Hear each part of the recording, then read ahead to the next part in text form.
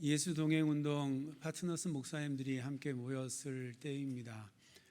파트너스 목사님이라고 하는 것은 예수 동행을 교회마다 이렇게 하고 있는 목사님들이 함께 모이는 모임을 말하는 겁니다.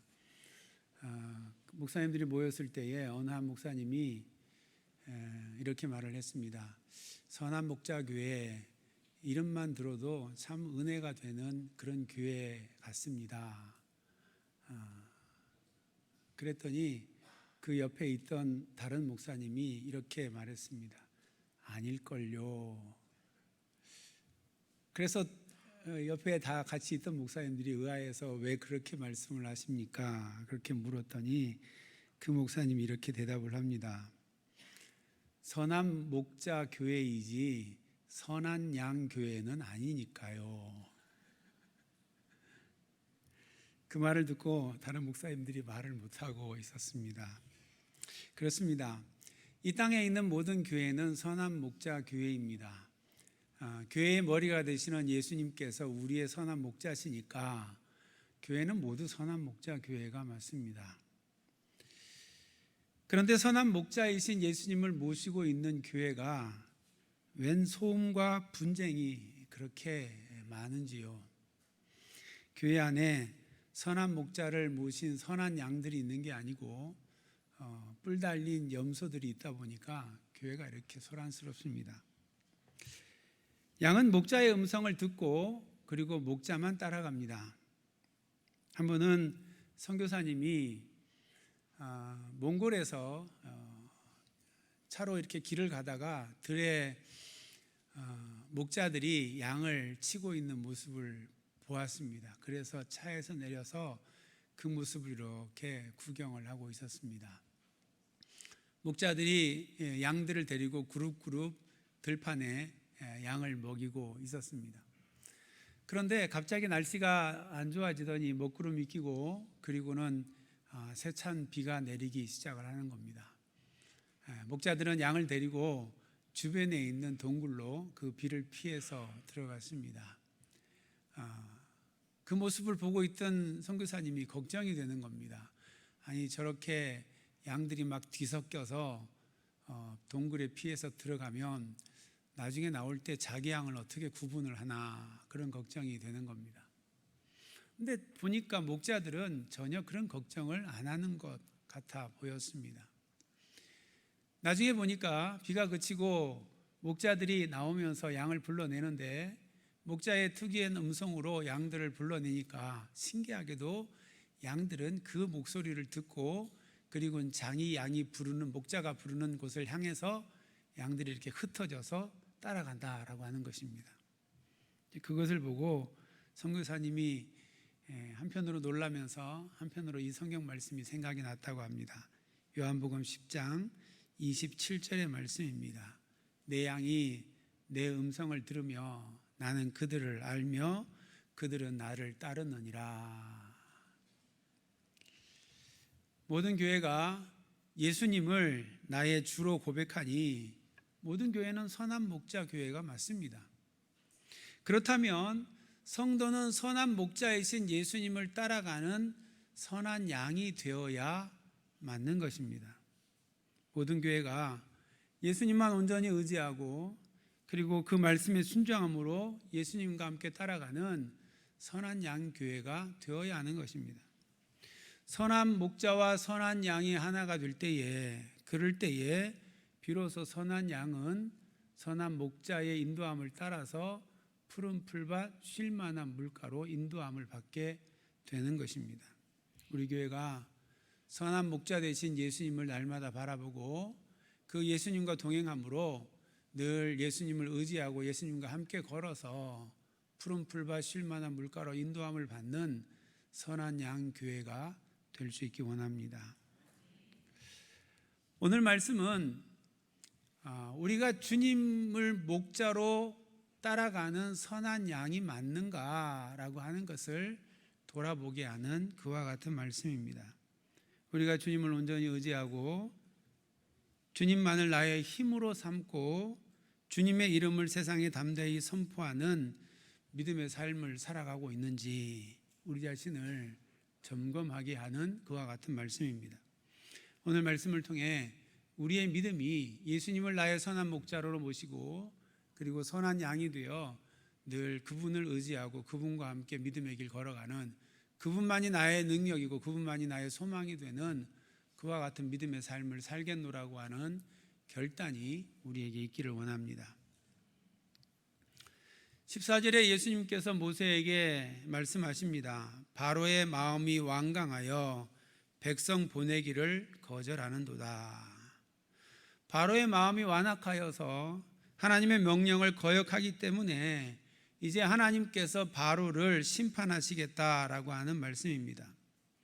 하나님은 천지를 지으신 창조자이시며 그 지은 세상을 섭리하시는 이 땅의 주권자가 되십니다. 그러므로 그분의 명령을 거절하고 그리고 온전한 삶을 살아갈 수 없는 것입니다. 그분이 누구신지, 그분의 명령을 따라야 하는지 그것을 알든 알지 못하든 피조물은 그분의 명령을 거절하고 그리고는 피조 세계에서 온전한 삶을 살아갈 수 없는 겁니다. 왜냐하면 피조 세계는 하나님께서 창조하셨고 하나님께서 주권자로 다스리는 땅이기 때문에 그렇습니다. 그러기에 이 땅의 삶을 살아가면서 하나님을 거부하고 온전히 의로운 은혜로운 영적 삶을 살아갈 수 없는 것입니다. 하물며 그분을 창조주로, 그분을 내 삶의 주관자로 믿는 성도는 더 말할 것도 없습니다. 그분의 명령에 온전히 순종하는 것이 성도에게는 지극히 당연한 삶의 도리인 것입니다. 그것이 믿음 있는 자의 모습이기 때문에 그렇습니다. 그런데 안타까운 것은 그것을 안다고 하면서도 그분의 말씀을 거역하고 살아가는 사람이 많다는 것입니다. 이스라엘 백성이 그러한 사람의 완악함을 보여준 대표적인 예라고 할 수 있습니다. 그들은 하나님께서 택함 받은 선물이라고 하는 우월의식을 가지고 있었지만 그러나 정작 하나님의 말씀에는 거역하고 배반하기가 일쑤였습니다.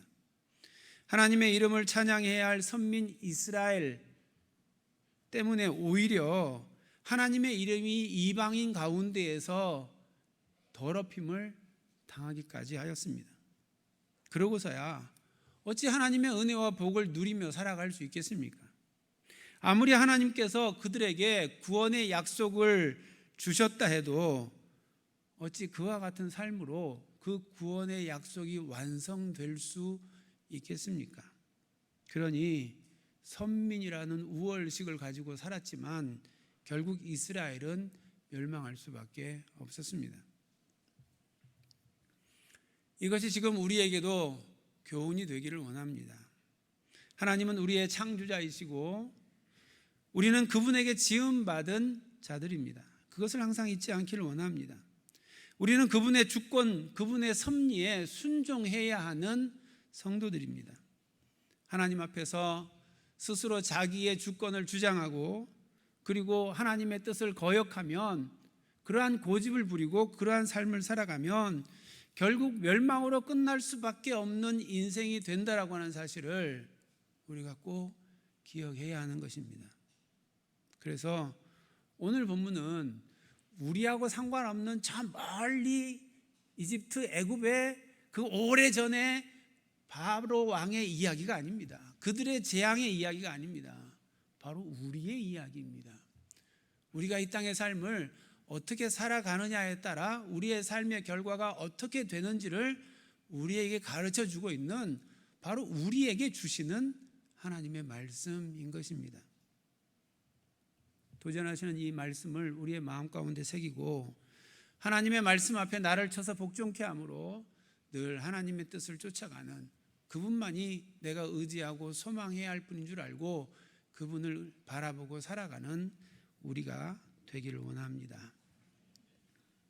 하나님은 마음이 완강하여 하나님의 말씀을 거역하는 바로를 심판하시겠다고 말씀하십니다. 왜 바로는 하나님 앞에서 이렇게 마음을 완악하게 하고 그러므로 하나님의 말씀을 거역하여 멸망받을 자가 된 것입니까?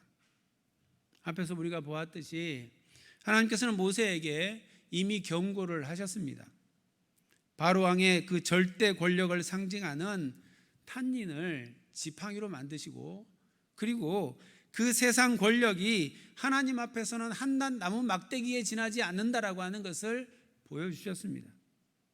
바로 앞에서 탄닌을 만드시고 또 애굽 술사의 탄닌들을 삼키는 이적을 보여주시며, 그와 같이 완강한 완악한 마음을 가지면 결국 삼킨 바 되어서 멸망하게 된다라고 하는 것을 이미 알려주셨습니다. 그런데 왜 바로는 여전히 그 마음이 완강하여 하나님의 말씀을 거부하는 것입니까? 고양이 앞에 쥐라고 하는 말이 있습니다. 도무지 감당할 수 없는 천적을 만났을 때의 처지를 그렇게 표현을 합니다. 쥐가 천적인 고양이를 만나면 두려워 떨 수밖에 없습니다.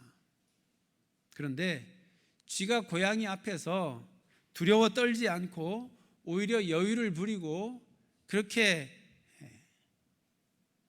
무서워하지 않는다면 뭔가 다른 이유가 있는 것입니다. 이것을 두고 믿는 구석이 있다, 그렇게 말할 수 있습니다. 지금 바로가 그와 같은 모습입니다.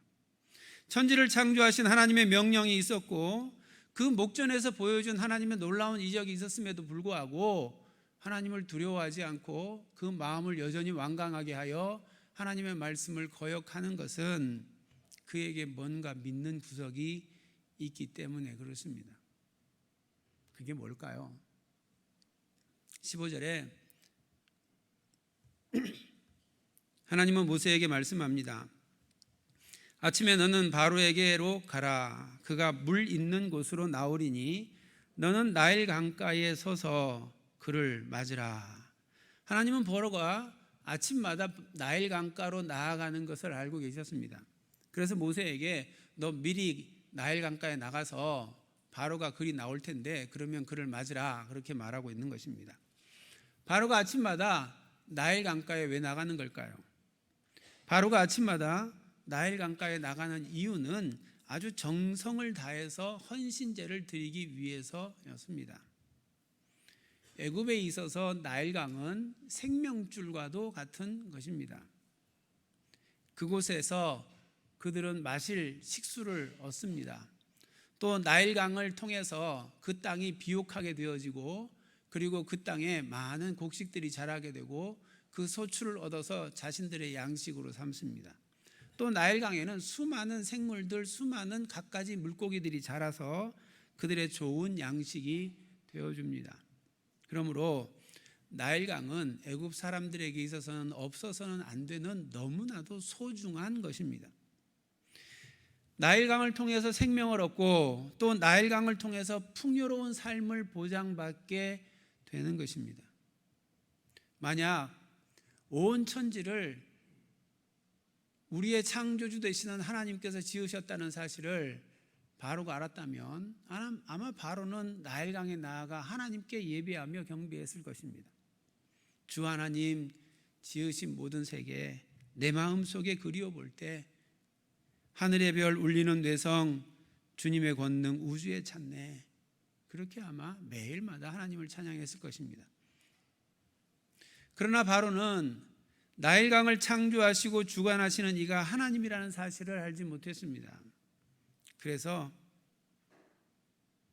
그는 나일강에 나아가 나일강을 주관한다라고 생각하는 신인 크눔이라고 하는 신을 예배했던 겁니다. 매일 아침마다 나일강에 나아가 나일강의 주관자 되시는 크눔이라고 하는 신의 제단을 쌓고 그에게 경배를 드리는 것입니다. 바로는 온 정성을 다해 아침마다 왕으로서 빠짐없이 해야 할 일 중에 하나로 그는 나일 강가에 나아가 크눔에게 헌신제를 드리는 것입니다. 그렇게 나일강을 주관하는 신인 크눔에게 정성을 다해 제사를 드리며 애굽의 풍요가 계속 되리라고 그는 믿었던 것입니다. 그렇습니다. 그의 삶을 풍요롭게, 그의 삶을 안정되게 할 크눔이라고 하는 믿는 구석이 바로에게 있었던 것입니다. 그러니 하나님께서 그에게 명령한들 그가 아랑곳하지 않았던 것입니다. 17절 18절에 이것을 아시는 하나님께서 바로에게 이렇게 말씀하십니다. 네가 이로 말미암아 나를 여호와인 줄 알리라.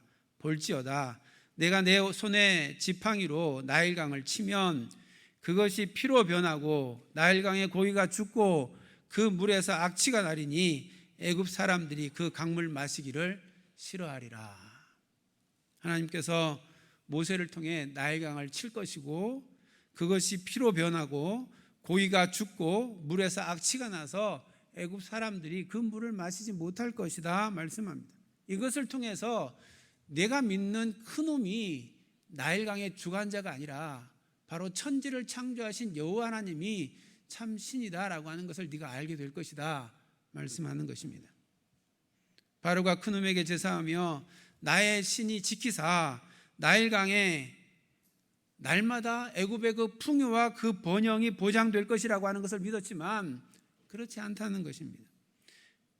이제 하나님께서 바로가 보는 앞에서 나일강을 쳐서 그동안 나일강으로 인해 얻었던 모든 유익들을 전부 사라지게 만들겠다라고 하는 것입니다. 이로써 나일강의 진정한 주권자는 큰놈이 아니고 바로 여호와 하나님심을 애굽 사람들로 알게 하시겠다 그렇게 말씀하는 것입니다. 19절과 20절을 보면 모세가 아론에게 명령하여 지팡이를 들고 애굽의 물들과 강들과 운하와 못과 모든 호수 위에 내밀라 그렇게 말합니다. 그랬더니 나일강은 물론이고 나일강 주변에 있는 모든 물들, 더 나아가서 애굽 사람들의 집 안에 있는 나무 그릇과 돌 그릇 안에 있는 물들까지도 전부 피로 변하게 되었다는 것입니다. 나일강과 애굽에 있는 모든 물은 더 이상 마실 수 없고 농사에도 사용할 수도 없으며 나일강은 생물도 살 수 없는 그와 같은 강이 되어버리고 만 것입니다. 애굽 사람들은 마실 물이 없어서 나일강 주변을 두루 찾아다니며 마실 물을 찾아다녀야만 했던 것입니다. 하나님은 큰놈에게 제사하며 나일강의 번영과 풍요가 이루어질 것이라고 믿고 의지하는 바로에게 인생이 진정으로 의지해야 하는 것이 누구인가 무엇인가 라고 하는 것을 분명하게 보여주신 것입니다. 지금 이 피재앙으로부터 시작해서 하나님은 앞으로 10가지 재앙을 보여주시면서 애굽을 치시고 그러므로 이스라엘 백성들을 애굽 땅에서부터 이끌어내십니다. 그 10가지 재앙은 하나같이 여호와 하나님이 창조주이시며 여호와 하나님이 전능하신 하나님이시며 여호와 하나님만이 참 하나님이시다라고 하는 것을 보여주는 그와 같은 것이었습니다. 17절에 바로에게 네가 이로 말미암아 나를 여호와인 줄 알리라 하신 말씀을 이루신 것입니다.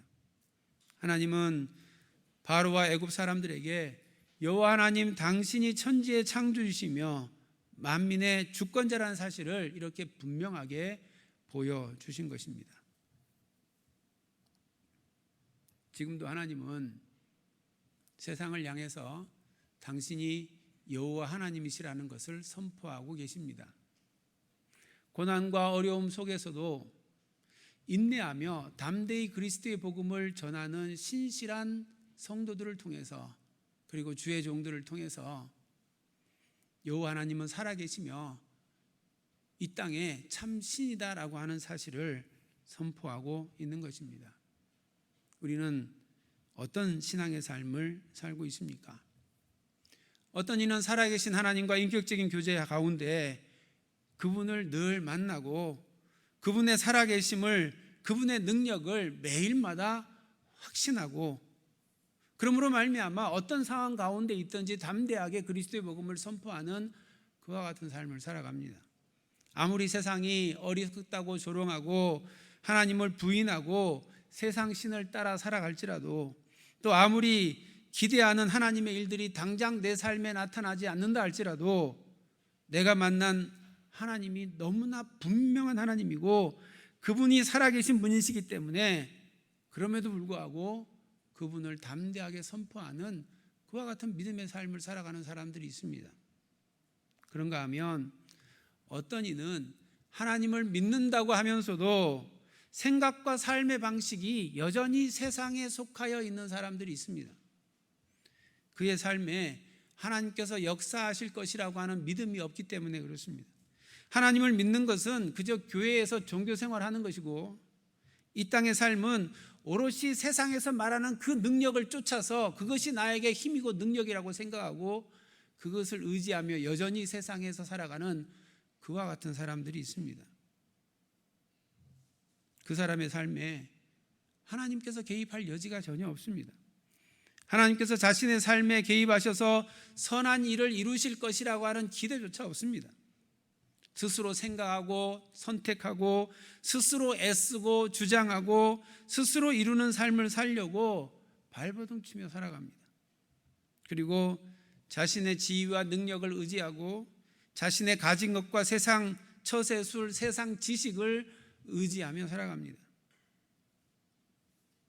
그래서 자신의 지위와 능력, 자신의 가진 것과 세상 처세술, 세상 지식을 거스르는 하나님의 도전에 대해서 그것을 받아들이기 어렵게 생각합니다. 심지어는 하나님의 말씀을 들으면서 지적으로 동의는 합니다. 말씀을 이해하고 그것이 성경의 말씀인 줄도 알고 그것이 하나님의 말씀인 줄도 압니다. 그런데 막상 삶은 동의한 대로 살지 않습니다. 그것은 그저 성경에서나 있는 말일 뿐, 하나님께서 내 삶에도 그렇게 역사하실 것이라고 하는 믿음이 없는 겁니다. 믿음이 그래서 다른 곳을 향하여 있는 것입니다. 실제 자신의 삶을 위해서는 하나님이 아닌 다른 것을 의지하며 살아가는 것입니다. 그것이 큰 힘이고 그것이 나일강이고 그것이 자신의 지위와 능력이고 그것이 자신이 가진 것이고 자신의 처세술이고 자신의 지식인 것입니다. 우리는 지금 어떤 신앙의 삶을 살아가고 있습니까? 우리는 무엇을 의지하며 살아가고 있습니까? 어려운 일을 만나면 누구를 가장 먼저 생각을 하십니까? 내가 위기 가운데 있을 때에 나에게 가장 힘이 될 것이라고 생각되는 것이 누구며 무엇입니까? 지난날 내가 문제를 만나 어려운 가운데 있었을 때에 나는 그 문제 가운데 무엇을 의지했고 그리고 무엇을 붙들고 그 문제를 해결하려고 애를 썼습니까? 이 질문의 답이 우리 자신의 영적인 현주소입니다.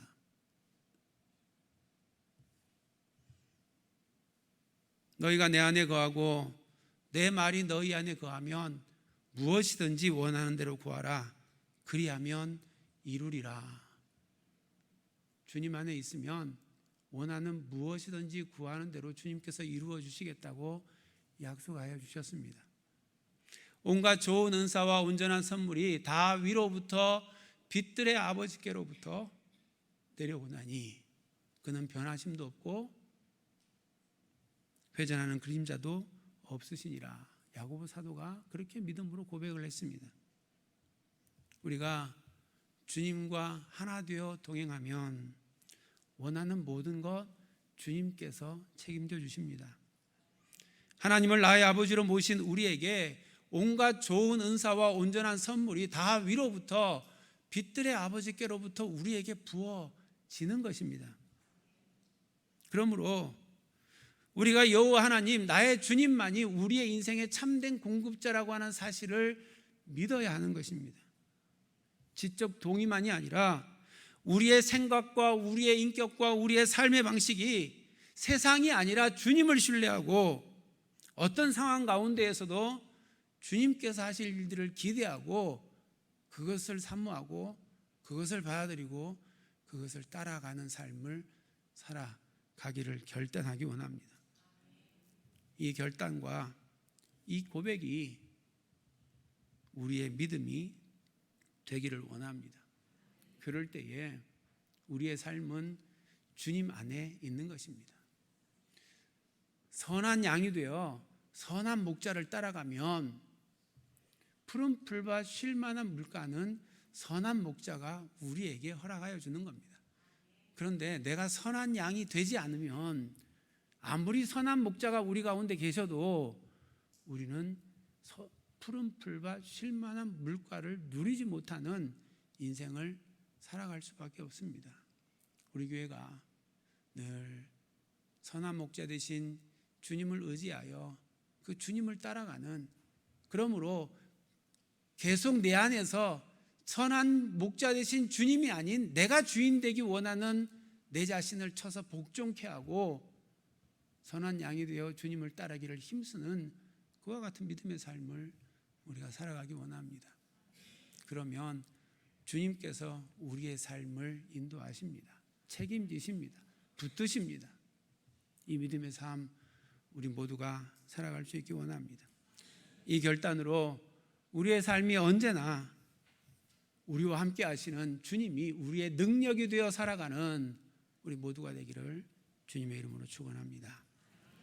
이제 주신 말씀을 생각하며 이렇게 함께 찬양하기 원합니다. 내 삶이 마치 빈들에 놓여 있을 때 같은 그런 때가 있습니다. 나에게는 아무 힘이 없는 그런 때가 있습니다. 돌아보면 지금도 여전히 빈손인 그와 같은 우리가 이기도 합니다. 그런데 그때 주님을 바라볼 수 있기 원합니다. 그때가 주님이 일하실 때입니다. 주님께서 우리를 위해 일하십니다. 주님을 신뢰하는 자에게 주님께서 함께 하시고 주님께서 그 삶을 인도하시고 그 삶 가운데서 일하고 계십니다. 우리가 이 믿음을 가지고 함께 찬양할 때에 주님께서 우리와 함께 하신다는 굳건한 믿음을 얻고 그것이 우리에게 위로와 능력이 되기를 원합니다. 우리 함께 찬양하겠습니다.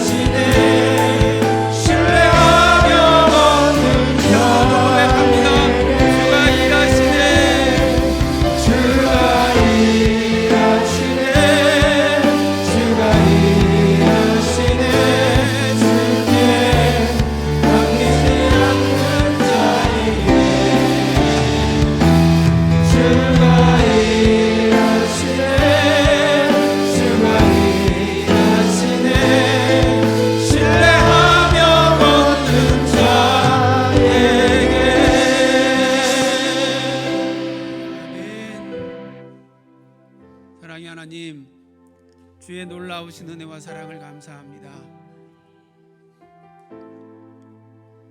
우리의 창조주가 되시고 우리의 삶의 주권자가 되셔서 우리의 삶 가운데 오시고 우리의 선한 목자가 되셔서 우리의 삶을 이끄시사 우리의 매일의 삶이 푸른 풀밭 쉴만한 물가로 인도되는 삶을 살아가도록 우리의 삶을 인도하시니 감사합니다. 그 주님 바라보며 선한 양이 되어 오직 주님의 말씀 앞에 온전히 순종함으로 주님 따라가는 저희들이 될 수 있도록 주여 인도하여 주시옵소서. 그러함으로 우리의 삶 가운데 주님께서 행하시는 놀라운 일들을 보게 하시고 그 주님의 역사를 찬양하게 하시며 간증하게 하시고 온 세상에 선포하는 믿음의 삶을 살아가는 저희들이 될 수 있도록 주여 인도하여 주시옵소서. 선한 목자 되신 주님 바라보며 우리가 진정으로 믿고 의지하고 신뢰하고 따라갈 분이 주님이심을 기억하고 오직 주님께만 우리의 신뢰를 드리고 주님만 의지하며 걸어가는 저희들 되게 하여 주시옵소서. 세상의 모든 사람들은 세상의 것을, 세상의 능력을 의지하나 우리는 오직 여호와 하나님만을 의지하며 주님만 따라가오니 주여 하나님 아버지 우리의 삶을 인도하여 주시옵소서. 예수님의 이름으로 기도드립니다. 아멘.